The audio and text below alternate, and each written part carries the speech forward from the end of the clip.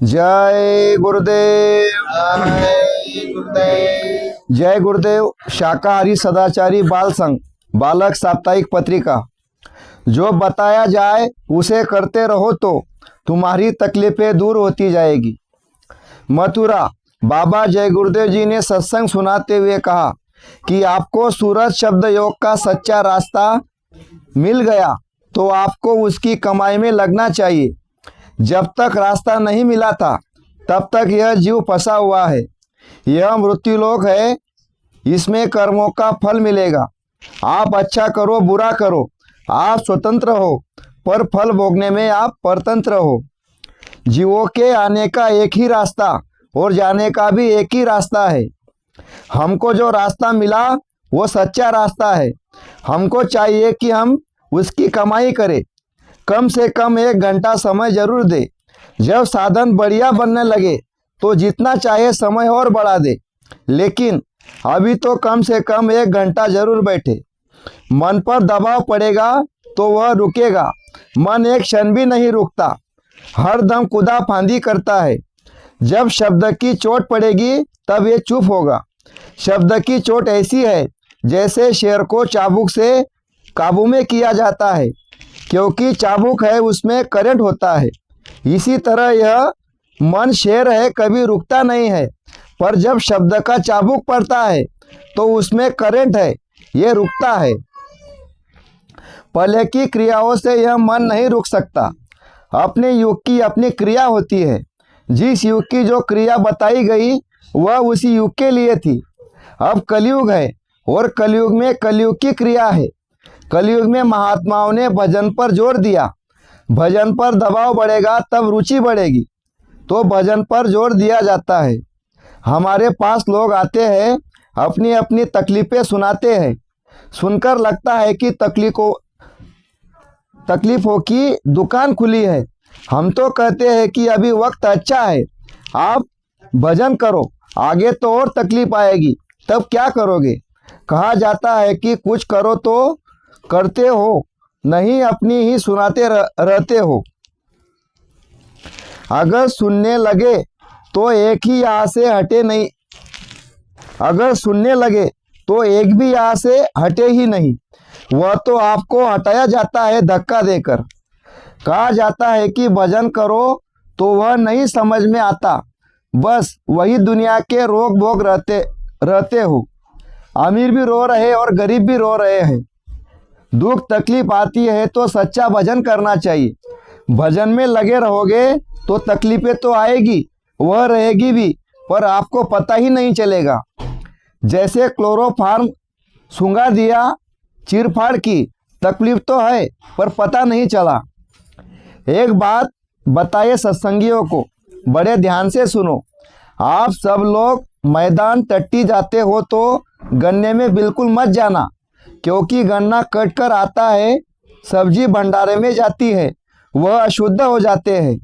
आपसे हम प्रार्थना करते हैं, आदमी भी लगा देंगे और तब भी कोई मिला तो उसे कहेंगे कि घर चले जाओ। तकलीफ कम करना, उसको दूर करना और कराना, इस सबका एक तरीका है। जो बताया जाए उसको करो, तुम्हारी तकलीफ दूर होगी। भजन करने का तरकीब तो महात्मा बताएंगे, वह नहीं बताएगा। वह क्यों बताएगा, उसने तो सबको फंसाने का सामान दे दिया है। आप सबको यहाँ पर अपने भजन की तरक्की के लिए आना चाहिए। जो कर्मों और कच्चाई हो उसे दूर कराने के लिए आना चाहिए। चूकना नहीं चाहिए। सामूहिक सेवा का फल भजन में परिवर्तित कर दिया जाएगा, इसलिए सबको आना जरूरी चाहिए। जाने का रास्ता बहुत मुद्दतों के बाद मिला है, इसलिए जब चलते हो अंतर में तो बहुत झाड़ी झंझाट है, उसमें भूल जाते हो, क्योंकि बहुत मुद्दतों के बाद जा रहे हो। यहाँ भी जब रास्ता भूल जाते हो तो जब कोई जानने वाला मिलेगा तो वह बताएगा कि उधर से जाओ, वहाँ झाड़ी मिलेगी, कांटे मिलेंगे, उसके आगे रास्ता है, और तब आप उस रास्ते पर चढ़ पड़ते हो। इसी तरह से उधर भी चलोगे तो कोई आपको बताने वाला मिलना चाहिए, क्योंकि आप भूल गए कि कौन सी क्रिया है, कौन सी साधना है, कौन सा रास्ता है जिस पर चलकर हम पार जाएंगे। आपने यहाँ बहुत सी क्रियाएं की, पर आपको रास्ता नहीं मिला। जिन लोगों ने बताया, आपसे क्रियाएं करवाई, पर इससे पता चलता है कि आपको कोई जानकार नहीं मिला जो आपको बताता, दिखाता, हर तरह से मदद करता और ले जाता। इसलिए कहा है कि भेदी लीजे साथ कर, दीना पत लखाए, कोटि जन्म का पंथ था, पल में पहुंचा जाए। तो ऐसा वह जानकार मिल जाता, आपको रास्ता बताता और ले जाता, तो जानकार होना चाहिए। जो खुद ही भटक रहा है वो आपको क्या रास्ता बताएगा। न वह जानता समझता है, न आप जानते समझते हो। जिन लोगों से आप पूछते हो वो विषय वासना में लिप्त है। इसलिए जब तक पूरे नहीं मिलेंगे, रास्ता नहीं मिलेगा। तुम इसी में भटकते रहोगे कि किताबों में ये लिखा है, वो लिखा है। उन जानकारों के पास तो प्रमाण है। वो कहते हैं कि तुम जाओ, तुम आओ, चलो मैं दिखाऊंगा, मैं ले जाऊंगा। जिनके भाग्य में ये है ही नहीं, उनके ऊपर कर्मों का बोझा लदा हुआ है।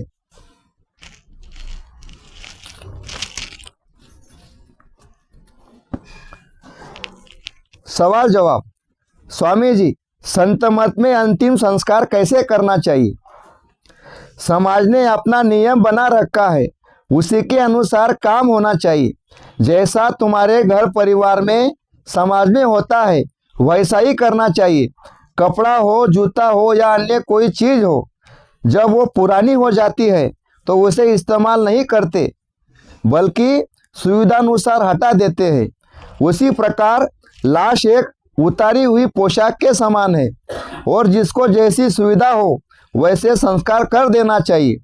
संत मत का संबंध आत्मा से है, न कि शरीर से। गरीबों को, सगे संबंधियों को खिलाना पुण्य कार्य है। घर में ब्राह्मण को बुलाकर पूजा पाठ हवन कराना ठीक रहता है। गुरु को आगे रखकर सभी काम करना चाहिए, फिर फसाहट नहीं होती। सत्संगियों को मिलकर प्रार्थना भी करनी चाहिए। जहाँ सामूहिक प्रार्थना होती है वहाँ गुरु हाजिर नाजिर रहते हैं। गुरु को सब कुछ अर्पण करने से और अर्पण करके काम करने से बंधन नहीं रहता। गुरु सब कुछ संभाल लेते हैं। सदगुरु का पत्र साधक को। सत्संगियों को हर ओर से चुस्त और चालाक होना चाहिए। इस बात का बराबर ध्यान रखें कि अगर गलत रास्ते पर अगर चले गए तो जीवन व्यर्थ चला जाएगा।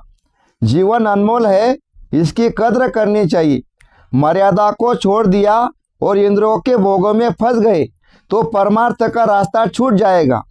महापुरुषों के वचनों को याद करके जीवन को सदाचारी बनाना चाहिए।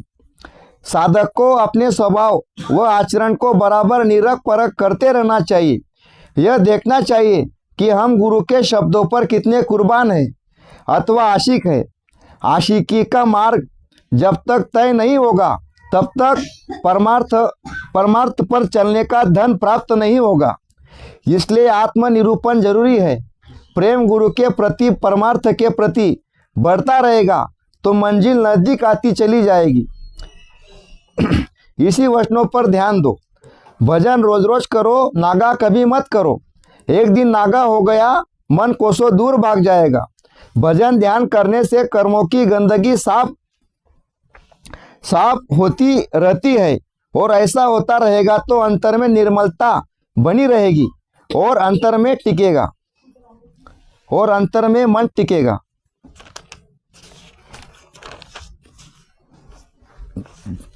स्वामी जी ने कहा, मौत से दिन रात डरते रहो, जन्मत मरत दुसह दुख होई। इस दुख से बचने का कोई यत्न करो। मौत के घाट से ऊपर आ जाओगे तो मौत की चिंता नहीं सताएगी। जो साधक जीते जी मर जाते हैं वो दिन में 1000 बार मरते हैं। उन्हें मौत का कोई खौफ नहीं रहता। जब मन रुकेगा तो दृष्टि खड़ी होगी। जहाँ यह भागा दृष्टि हिलेगी। सूरज की दृष्टि बड़ी तीक्ष्ण है, वह सब पर्दों को उड़ाती चली जाती है। शब्द को याद करते रहो, उसको गुनते रहो, फिर मन खुद कहेगा कि चलो सुमिरन करो, ध्यान पर बैठ जाओ, भजन करो। जब यह कहे कि सुमिरन कर लो या ध्यान कर लो, भजन कर लो, तो सब छोड़कर तुम बैठ जाओ। फिर यह तुम्हारा साथ देगा। दुनिया के कामों में ढीला हो जाएगा, दुनिया के कामों में सुस्त हो जाएगा, भजन में लगेगा। कोशिश करते रहो। यह भागे तो शरीर को कहीं मत ले जाइए, फिर वह हार जाएगा और लौटकर निशाने पर आ जाएगा। सत्संग में लोग आते हैं तरह तरह की भावनाएं लेकर और चाहते हैं कि मेरी सारी इच्छाएं तुरंत पूरी हो जाए, मेरी सारी तकलीफें तुरंत दूर हो जाए। न उन्हें सत्संग की चाह रहती है, न सत्संग से प्रेम है, और न उनकी सत्संग की इच्छा रहती है। वो आते हैं और इच्छा पूरी नहीं हुई तो वे चले जाते हैं। एक टाइम भोजन करो, पेट खाली रहेगा तो भजन बनेगा, मन का फैलाव नहीं होगा। देवियों से प्रार्थना है कि 5 दिन तक स्नान बिल्कुल न करे। ऐसा न करने से सारे देश में बीमारियां फैल गई। यह छोटी चीज़ नहीं, बड़ी चीज़ है। मैं पूछता हूँ, कहती है कि स्नान किया, खराब खून अच्छे खून में मिल जाएगा, तो डॉक्टर भी नहीं ठीक कर सकता।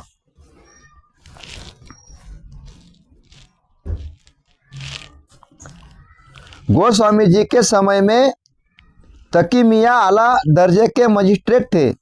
बहुत अच्छा न्याय करते थे, पर किसी को फांसी की सज़ा वह नहीं सुनाते थे।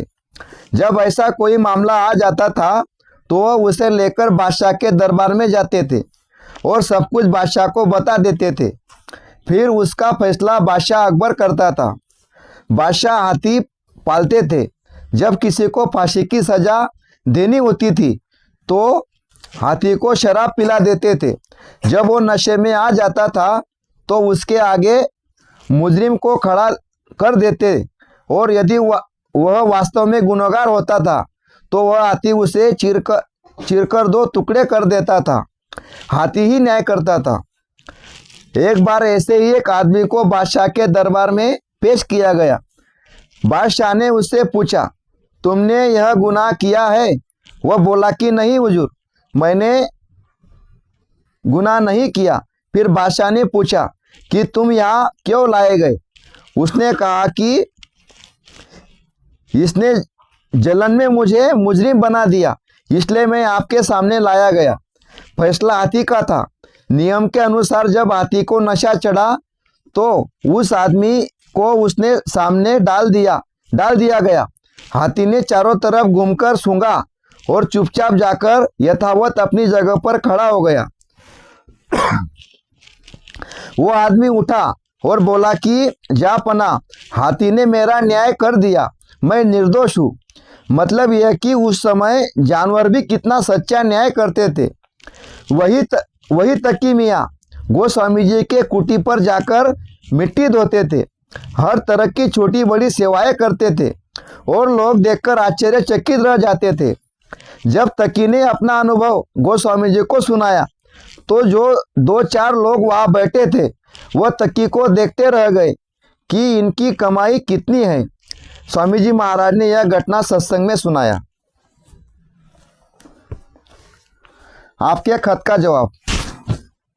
संदीप जी, खितौरा में सत्संग संदेश के बारे में आपने लिखा है, बाबा जी ने कहा है कि यह बात सच्ची है कि पराये देश में आपको कुछ मिलेगा नहीं। तुम सब कुछ इकट्ठा करोगे, उसके लिए मेहनत करोगे, पर जब जाने लगोगे तो एक भी चीज़ तुम्हें उठाने नहीं देगा। तुम कहते रहो कि ये घर मेरा, परिवार मेरा, धन दौलत मेरी, इसकी क्या बात है?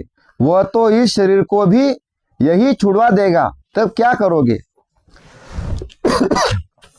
वह तो कहेगा कि हमने तुमको यह मकान दिया कि इस तन में जीवात्मा को निकालकर अपने सच्चे घर चले जाना।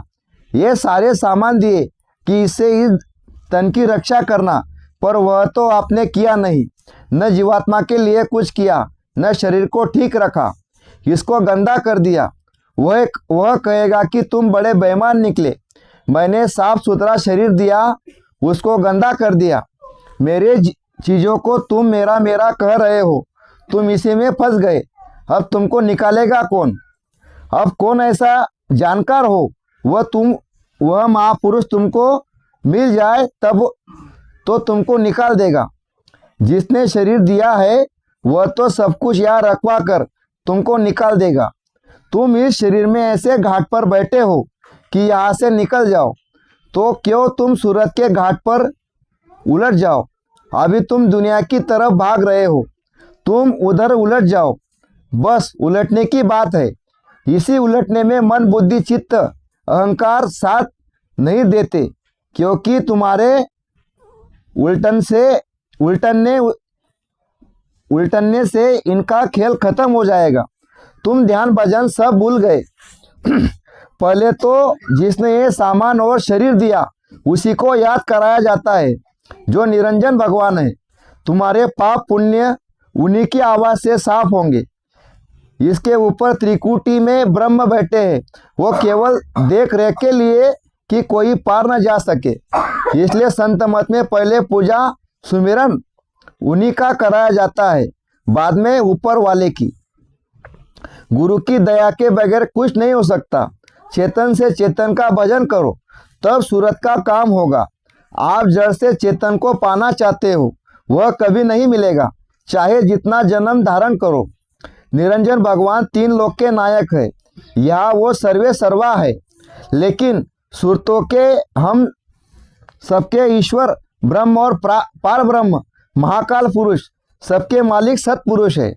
बाबा जी ने कहा कि मैं आप लोगों को कुछ देना चाहता हूँ, लेकिन तुम लेना ही नहीं चाहते। अगर 2 घंटा समय रोज भजन ध्यान में दो तो कोई वजह नहीं कि घट का पाठ खुले और मालिक का दर्शन दीदार हो। जय गुरुदेव।